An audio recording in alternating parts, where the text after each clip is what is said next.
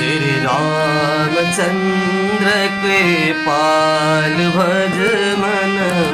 हरण भव भयदारुणम् नवकंज लोचन कंज मुख कर कंज पद कंजारुणम् कंदर्प अगणिता अमित छविनव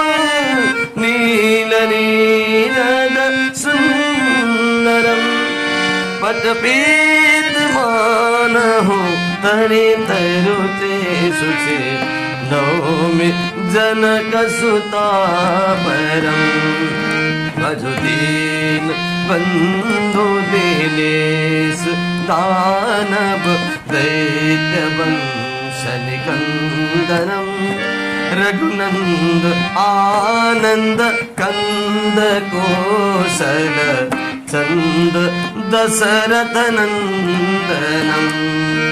शिरमुकुट कुंडल तिलक चारु उदारु अंग विभूषणम आजानुभुज सरचाप धर संग्राम जित खर दूषणम इति पदते तुलसीदास शंकर शेष मुनि मनरंजनम मम हृदय कंज निवास कुरु का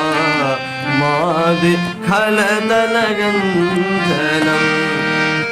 मनुजाई राचे मिलहि सोवरु सहज सुंदर सावरो करुणा निधान सुजान सीधु स्नेह जानत रावरो एहि भांति गौरी आशीष सुनि से सहित अयसी अरे तुलसी भवानी पूजे पुने पुने मुदित मन मंदिर चले श्री जान गौरी अनुकूल सियहि हर सुन जाय कहे मंजुल मंगल मूर पाव अंग हर कर लगे।